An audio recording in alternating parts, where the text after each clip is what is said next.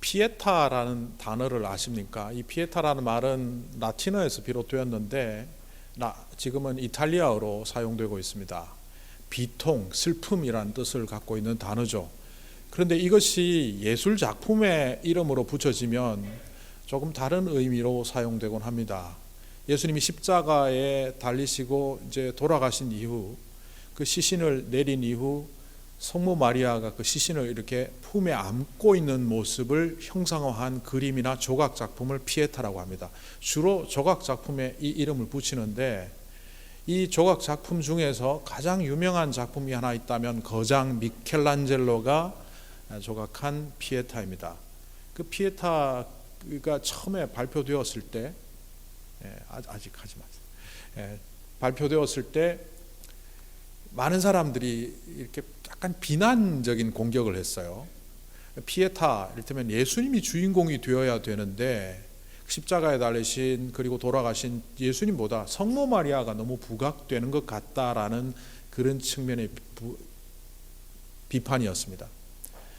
성베드로 성당에 가면 지금도 전시되어 있습니다. 가서 보시면 보게 되어 있는데 정면에서 보면 정말 예수님의 얼굴도 안 보입니다. 예수님이 이렇게 널브러져 있는 모습을 안고 있는 그 성모 마리아의 얼굴만 볼 수 있게 되어 있죠. 그래서 그 비판이 일정 부분 맞는 것 같습니다. 그런데 그런 비난이 쏟아질 때 미켈란젤로는 이렇게 대꾸했다고 합니다. 나는 인간 보라고 만든 거 아니다. 인간을 위한 조각이 아니라 하나님을 위한 조각, 예수님 보시라고 만든 거다. 그래서 시각을 달리 해보아라, 이렇게 했습니다. 그림 한번 보여주시죠.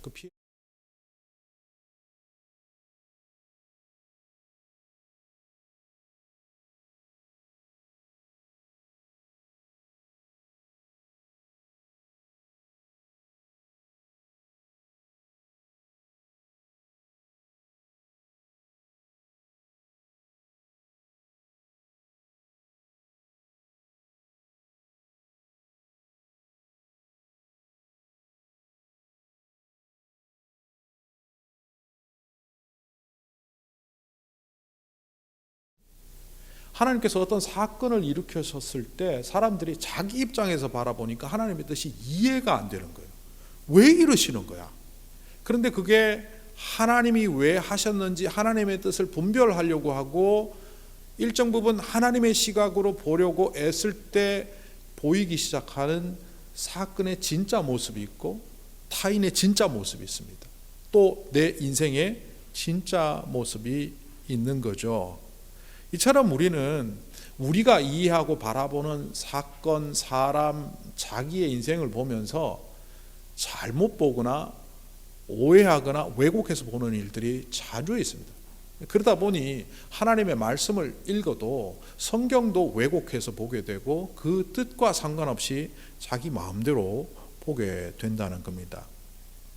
사물도 각도를 달리하니까 저렇게 다르게 보이는데 우리 인생을 또 타인을 우리가 살아가는 이 세상을 다른 각도에서 본다면 어떻게 다르게 보이는지 우리는 참 궁금하면서도 신비롭게 접근을 해야 될 것 같습니다. 그것과 관련해서 제가 어느 날 생각을 하게 되었습니다. 인간 노화 현상에 대하여 써놓은 의학 자료집이었는데요. 거기에 보면 여러 가지 가설들이 있더라고요. 자외선 때문에 인간이 노화 현상이 가속화된다, 유전자 문제 때문이다, 뭐 때문이다 했는데 거기에 가장 유력한 이론이 뭐가 있느냐면 인간 몸 속에, 육체 속에 생기는 노폐물들이 제대로 처리되지 않아서 산화 현상이 일어나고 찌꺼기들이 지방으로 쌓여서 동맥경화를 일으키고 뇌에 뭐가 혈전이 쌓여서 뇌경색을 일으키고 심장마비를 일으키고 결국 노화와 질병의 가장 큰 원인이 인간 몸속에서 발생하는 노폐물이다. 뭐 이런 이론을 제가 책을 통해서 접했습니다. 근데 제가 그 책을 내려놓고 저는 책을 읽고 감상문을 쓰거나 생각을 하는데 이런 생각이 들었습니다. 제가 그 메모해 놓은 생각이 이러합니다.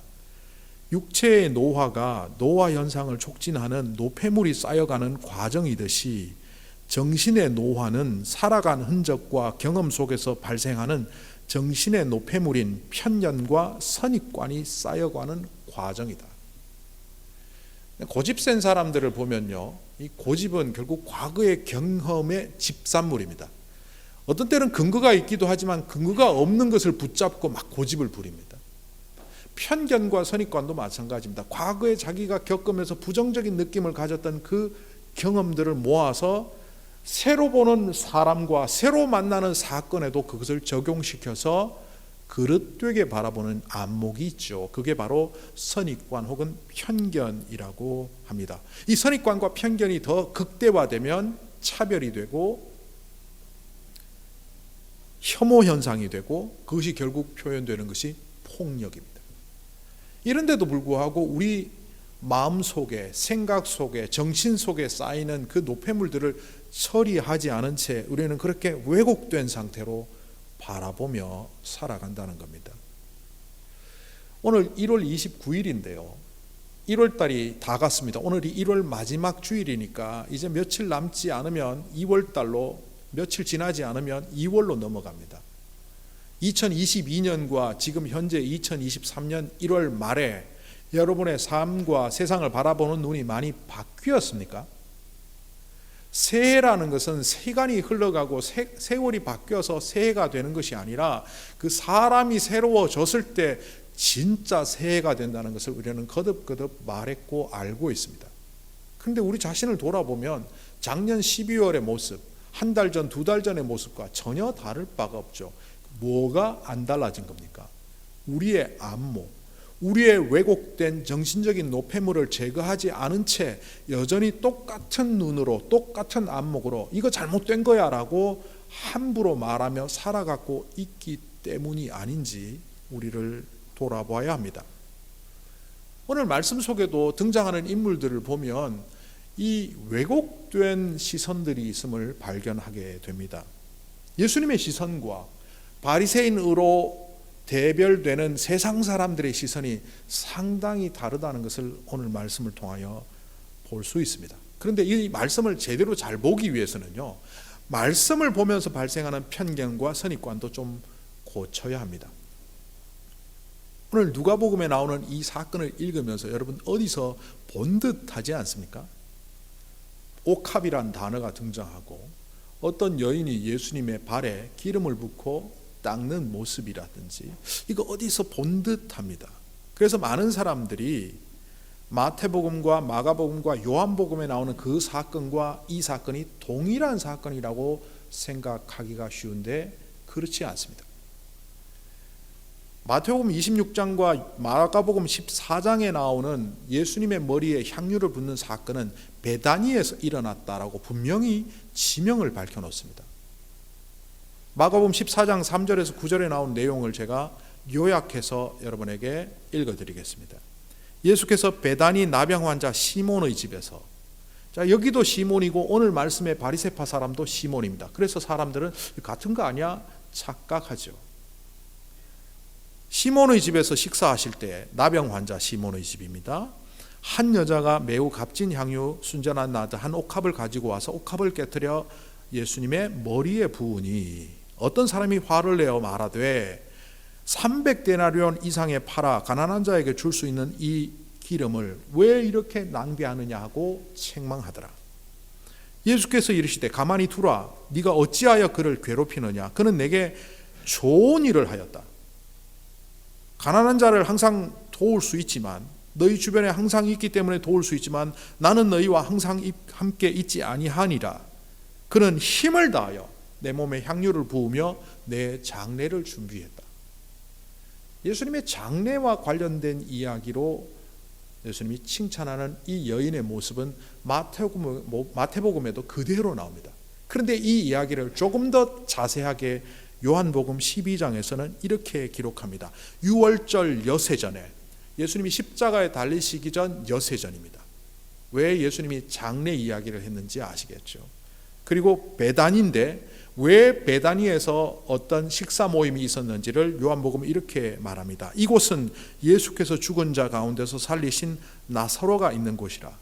거기에서 예수를 위하여 잔치를 하였다.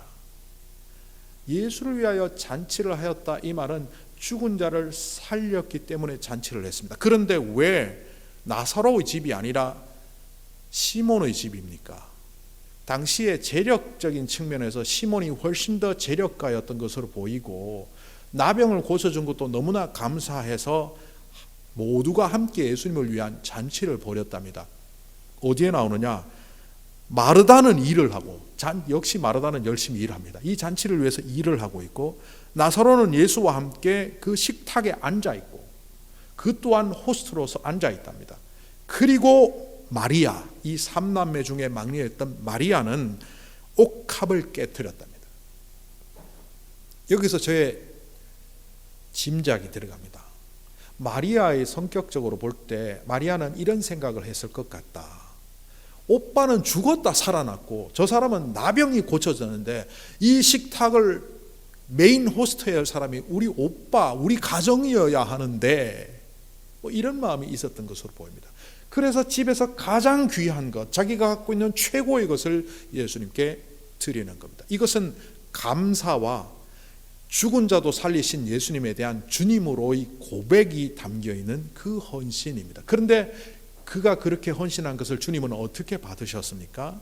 앞으로 일주일 후에 돌아가실 십자가 사건, 그 누구도 모르는 그 십자가 사건을 위한 준비로 너무 높게 칭송하시는 겁니다. 이것이 바로 요한복음과 마태복음과 마가복음에 나오는 그 사건을 정리한 겁니다. 그런데 누가복음에 나오는 오늘 이 이야기는 분위기가 사뭇 다릅니다. 일단 베다니가 아닐 뿐더러 초청한 사람이 바리새인입니다. 베다니의 잔치에서는 죽은 자를 살리시고 나병을 고치고 주변의 많은 병자를 고치신 것에 감사와 찬양의 자리였습니다. 극진히 대접했을 겁니다. 그런데 오늘 이 파티는 파티라고 하기에도 어색한 초촐한 모임입니다. 어디에 있느냐? 예수님이 이런 말을 합니다. 너는 내가 올 때 발 씻을 물도 주지 않았고 입맞춤도 해주지 않았고 기름도 발라주지 않았다. 이 발 씻을 물이라는 것은요, 바리새인 집에는 당연히 있어야 됩니다. 유대인의 정결 예법에 집 입구에 돌 항아리가 놓여 있어야 되고 거기 물이 채워져서 손님이 오면 물을 한가득 채워서 누구라도 유대인의 정결례, 이른바 우리식으로 얘기하면 먼지 투성이한 발과 손을 씻을 수 있도록 해주는 것이 손님 접대의 기본 중의 기본입니다. 안 했습니다. 가나의 혼인잔치 비유에서 물로 포도주를 만든 사건 여러분 아시죠? 그 물이 무슨 물입니까? 좀 극단적으로 표현하면 발 씻을 물입니다. 돌 항아리는 정결례를 위해서 준비된 항아리였고 거기 채운 물로 예수님께서는 포도주를 만드셨죠. 어쨌든 이 유대인의 가정에는 그 돌 항아리 하나쯤 있었을 것이고 당연히 바리새파 사람이니까 정결례를 철저히 지켜야 할 사람임에도 불구하고 예수님을 얕잡아 보는 태도가 여기에 그대로 나옵니다. 입맞춤을 안 했다. 유대인의 관습상 사람을 환영하고 웰컴할 때는 그를 허그하고 입맞춤을 합니다. 이걸 하지 않았다는 건 뭡니까? 여전히 거리감을 두고 괜찮은 사람에서 밥이나 한번 먹읍시다. 그렇지만 좋은 것도 사주지도 않고 그 사람을 자꾸 평가하는 눈으로 바라보는 그 안목이 바로 바리새인 시몬의 눈입니다. 그리고 한 상에 둘러앉은 사람이 누굽니까? 예수님께서 죄사함을 선언했을 때 저 사람이 누군데 죄사함을 선언하는가? 전부 적대자들로 앉혀놓았습니다. 이게 손님 대접하는 겁니까? 그러니까 이 파티는 제가 표현한 대로 초라하기 그지없고 예수님을 환대하는 자리가 아닙니다. 반면 베다니의 잔치는 예수님을 극진히 모시는 자리입니다. 조금만 세밀히 보면 이 잔치가 전혀 다른 잔치라는 사실을 알 수 있음에도 불구하고 신학자들조차 이 말씀을 자세히 안 보는 목회자들조차 그 사건이 이 사건이라고 말하는 사람들이 종종 있습니다. 그레고리우스 1세라는 교황이 있었습니다. 이 사람은 590년부터 604년 그 기간에 교황을 지냈는데요. 이 사람은 설교할 길을 굉장히 즐겨했습니다. 그때는 설교라는 단어가 없고 강론을 했겠지만 그가 591년에 오늘 이 말씀을 갖고 누가복음 7장 말씀을 갖고 설교를 했는데요. 이 죄지은 여자에 대하여 그는 이렇게 말합니다. 이 여인은 죄 많은 여인입니다. 요한복음에서 마리아가라고 부르는 그 여인이고 마가복음에서 마리아라고 부르는 7 귀신 쫓아낸 그 여인입니다. 막달라 마리아라는 거죠. 이 여인은 막달라 마리아고 어떤 의미에서 이 여인은 성매매하는 이 타락한 여성입니다. 그걸 믿는다고 그의 그 복음서 강록 33편에 기재해 놓고 있습니다. 그리고 이렇게 말합니다. 이 죄라는 것은 결국 과거에 장녀로 살아갔던 그가 회개해서 돌아와서 예수님께 옥합을 깨뜨리는 장면이라는 거죠. 그런데 이 여인은요, 제가 단정적으로 얘기합니다. 수많은 자료를 검토해 본 결과 제 개인의 의견이 아니라 주류 신학자들은 막달라 마리아가 될 수 없다라고 말합니다. 두 번째, 이 여인은 장녀가 아니라고 말합니다. 그렇다면 오늘 성경에 왜 이 여인을 죄 많은 여인 혹은 죄 지은 여인, 죄인인 여인이라고 말할까요? 그레고리우스 1세가 왜 이 여인을 자꾸 장녀로 했을까 해서 제가 자료를 찾아보니까 7세기, 6세기의 중세권에서 여자가 죄졌다 하면 그걸 주홍글씨로 여긴 거죠. 나다나엘 호돈의 주홍글씨에서 그 여주인공이 무슨 죄를 지었습니까? 간음죄를 지었죠. 그러니까 여자가 죄가 있다 하면 이건 성매춘한 거고, 여자가 죄가 있다는 건 바람핀 거고, 여자가 죄가 있다는 것은 성적으로 부정직한 것을 했다는 것을 의미하는 사회적 통념이 있었기 때문에 그런 눈으로 그레고리 울세가 이 성경을 바라보았을 때 이 죄 많은 여인은 이 여인 그런 여인이구나. 그런데 성경은 성경으로 풀어야 되지 않겠습니까? 예수님 주변에 죄인이 많았다고 복음서 곳곳에서 보도하고 있습니다. 예수님을 따라다녔던 사람들 중에 죄인들이 있었기 때문에 바리새파 사람들은 그것이 못마땅했습니다. 그런데 이 죄인들이 누굽니까? 죄인을 표현할 때 성경은 꼭 구분하는 사람들이 있습니다.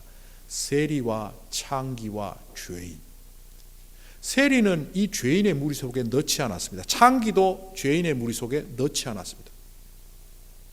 알다시피 세리는 매국노 역할을 했고 돈에 돈독 올라서 사람들에게 착취하는 사람들이기 때문에 나쁜 사람입니다. 창기는 성매매하는 여성이니까 나쁜 사람이라고 사회적으로 보았습니다. 그런데 죄인은 누굽니까?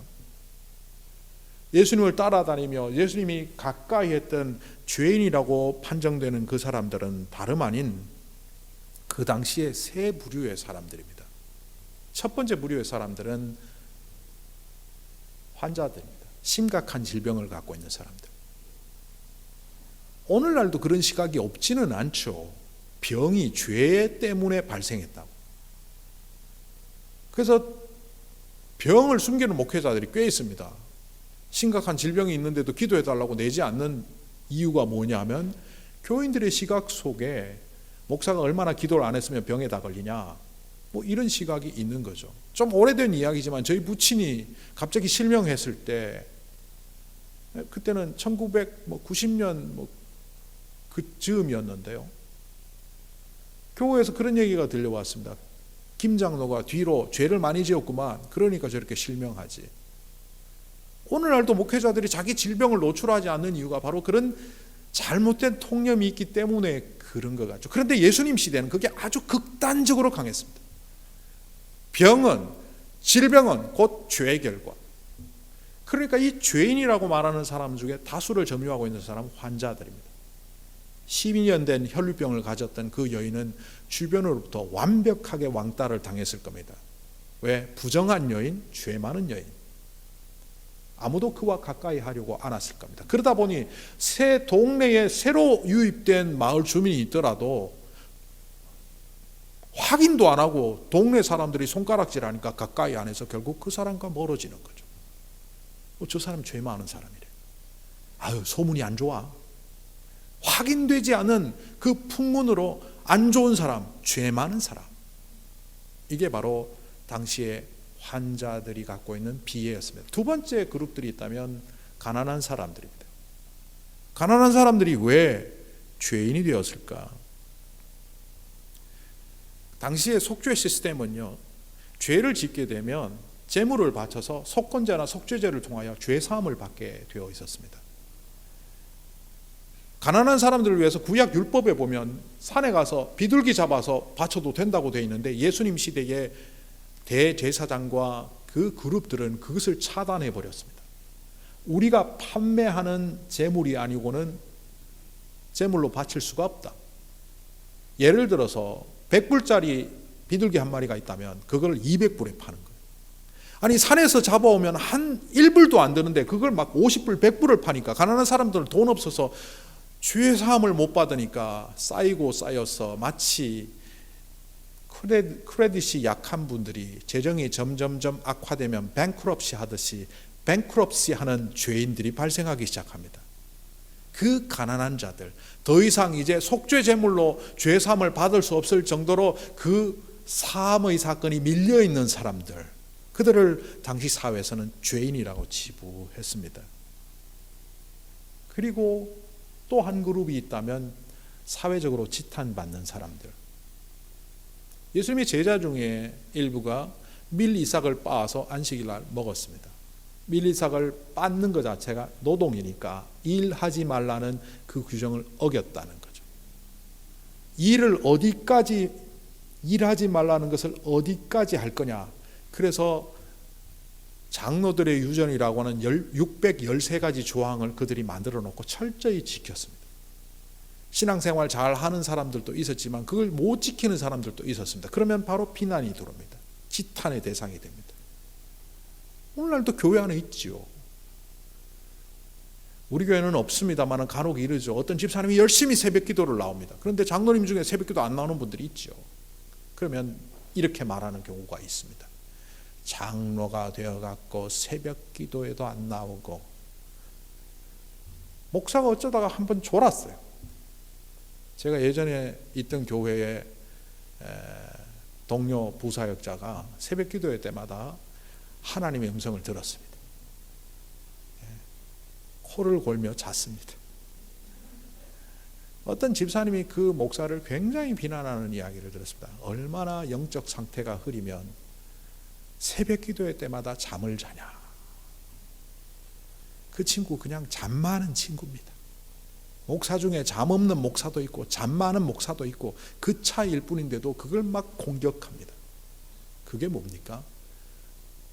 자기가 지키고 있는 유전을 통해서, 장로들의 유전을 통해서 타인을 공격했던 그 바리새파 사람들 같은 모습이 오늘날 신앙인들의 모습에도 있습니다. 지탄의 대상이 되는 사람, 가난한 사람, 병자들을 당시의 죄인이라고 묶어서 말했습니다.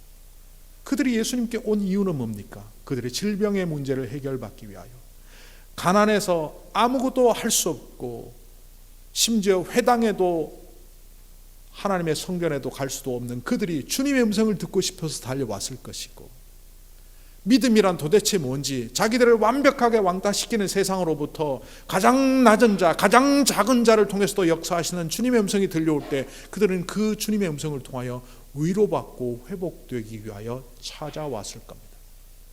그런데 그것을 가로막는 사람이 등장합니다. 바리새파 사람들. 예수님, 당신이 하나님이 보낸 사람이라면, 당신이 정말 메시아라면 저들을 멀리해야 됩니다. 그리고 우리 왕 가까이 해야죠. 그때 예수님이 뭐라고 말씀하셨습니까? 나는 의인을 위하여 온 것이 아니고, 여기서 조금 보태면 자칭 의인을 위해서 온 것이 아니라 오히려 자기가 스스로 죄인임을 아는 그 사람들 위해서 이 땅에 오셨다. 바리새파 사람 시몬의 모습과 달리 오늘 이 여인의 모습을 보십시오. 이 여인은 이 파티의 불청객입니다. 바리새파 사람들이 볼 때 그는 철저히 죄인입니다. 성매매를 했기 때문이 아니고 형법상 살인과 도덕질과 강도질을 했기 때문이 아니고 그의 불우한 상황 때문에, 그가 갖고 있지 않은 그 가난함 때문에 사람들로부터 소외당하고 손가락질 당하고 어느새 억울한 사회적 약자로 살아가는 그 모습이 사람들 눈에 죄인으로 보인 겁니다. 예수님은 그 여인을 다른 눈으로 보십니다. 그리고 그 여인의 현재 모습을 갖고 평가를 하는 바리새인들과 달리 그가 한 행동을 주님께서 칭찬하십니다. 너는 내게 발 씻을 물도 주지 않았지만 이 여인은 어떻게 하는지 보라. 그때 말씀하실 때 예수님의 각도가 아주 훌륭하죠. 제가 예수님 보고 훌륭하다 그래서 좀 그렇습니다만, 커뮤니케이션 이론적으로 보면 말하는 사람, 들어야 되는 사람이 여기 있는데 실제로 그 내용이 이 사람에 관한 내용이면 예수님이 그 여인을 보면서 이쪽에 있는 바리새인을 향하여 얘기하는 겁니다. 시몬아, 이 여인을 보고 있느냐? 너는 발 씻을 물도 주지 않았지만 시몬이 여기 있습니다. 이 여인이 여기 있습니다. 그는 나를 씻겨주었다. 너는 나에게 입맞춤도 하지 않았지만 이 여인은 내 발에 입을 맞춘다. 너는 내게 기름을 붓지 않았지만 이 여인은 내 발을 이렇게 기름을 부어 닦고 있다. 예수님께서 그 여인을 평가한 것은 점수를 매긴 것이 아니라 그 여인의 마음 속에 있는 해결되지 않는 외로움, 해결되지 않는 불안함, 해결되지 않는 그 아픔과 상처들을 치유하시기 위함입니다. 그리고 그 치유의 최종 음성이 나는 죄 사함을 받았다. 이 단어가 아주 중요한데 지금 내가 너를 용서해 줄게가 아닙니다.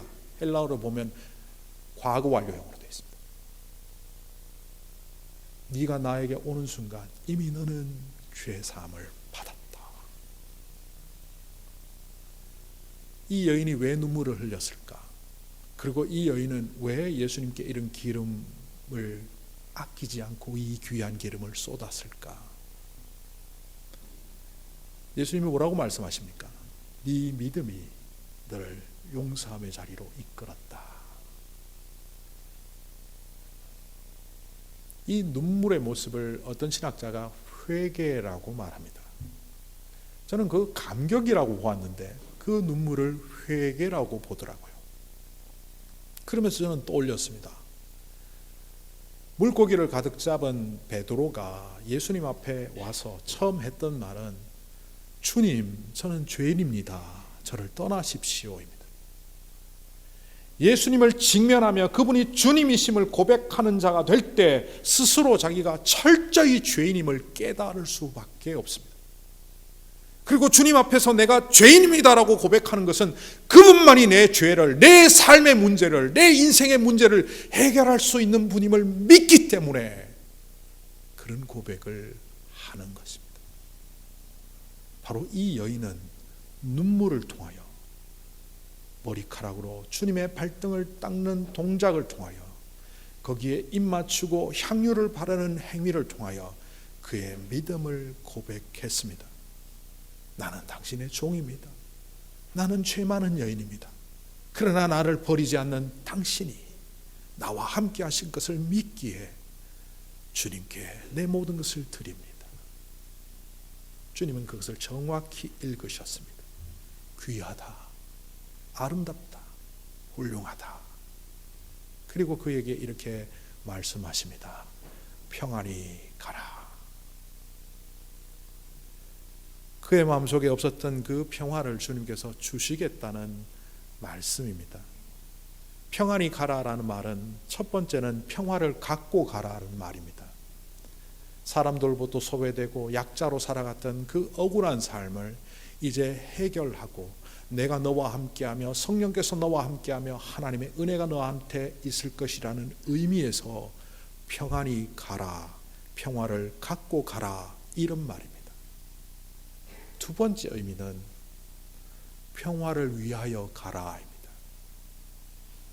이 평안히 가라는 말이 내가 내 마음속에 주님의 평화를 갖고 가라는 말도 되지만 내가 걸어가는 앞으로의 걸음은 불안과 걱정과 염려의 삶이 아니라 평화를 만들어가는 피스메이킹의 삶이 되라는 겁니다.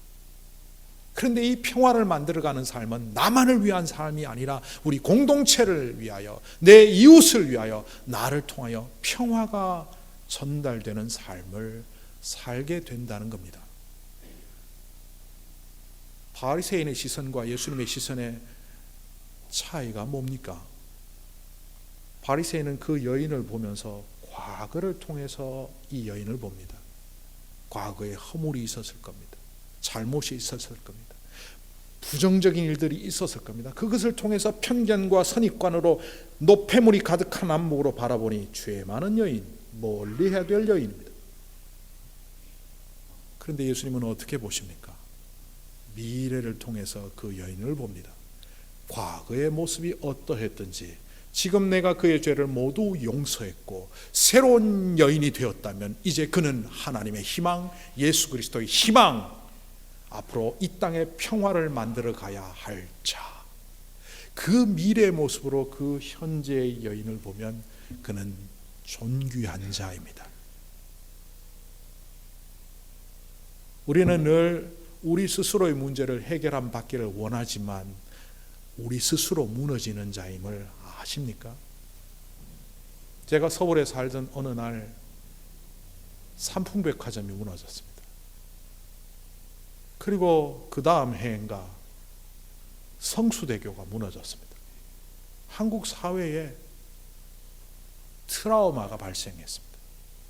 그런데 저는 그걸 보면서 하나를 깨달았습니다. 제가 그 신학교를 다니던 시절이었는데 하나님이 심판을 불로 심판하시고 지옥으로 심판하시는데 사랑의 하나님과 이것을 어떻게 매치업을 시켜야 되나, 그런 고민들이 있었습니다. 그런데 삼풍백화점이 무너지는 모습을 보면서 하나님은 우리를 심판하시지 않는구나.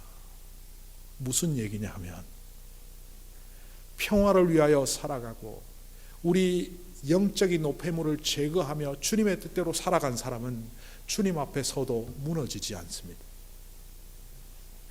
그러나 주님의 뜻대로 살아가지 않은 사람은 주님 앞에 서는 날 스스로의 모순 때문에 주님이 지옥 가라 말라 죽어라 살아라 말하지 않아도 스스로 무너져 내린다. 삼풍백화점은 터졌을 때 가스가 터졌다, 북한이 폭격했다, 아니 그 건물 자체가 갖고 있는 구조적인 모순 때문에 무너졌지 않습니까? 우리가 이 삶을 살아가는 흔적들이 부정적으로 주님의 뜻과 무관하게 살아가다 축적된 상태에서 주님 앞에 서는 날 우리는 그 모든 부정과 모순과 잘못으로 무너져 내리는 것이 심판입니다.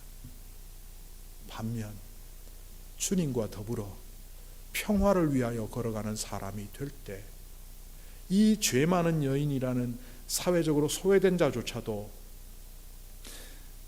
사랑의 대상으로 바라볼 수 있을 때, 우리의 안목이 바뀌어서 원수조차도 내가 사랑해야 될 자로 바라보게 될 때, 그 걸음걸음을 통하여 하나님의 영광이 이 땅에 나타내는 그런 삶을 살아간 자가 주님 앞에 설 때, 주님이 우리를 보며 너는 성전을 버티는 야긴과 보아스 같은 기둥이었구나 하며 그 기둥을 하나님 나라를 위한 기둥으로 사용하시는 것이 영생의 구원입니다. 여러분들은 어떤 눈으로, 어떤 새로움으로 이 땅을 살아가기를 원하십니까? 반복된 삶을 살지 마십시오. 날마다 새로워지십시오. 그래서 불안과 불평 속에서도 평화를 바라보시고 그 평화를 주시는 주님이 우리의 주인이심을 고백하며 해결자이신 주님의 뜻에 따라 걸어감으로 우리 모두가 주님 앞에 서는 날 하늘의 기둥 같은 자로 주님께 선택되기를 간절히 소망합니다.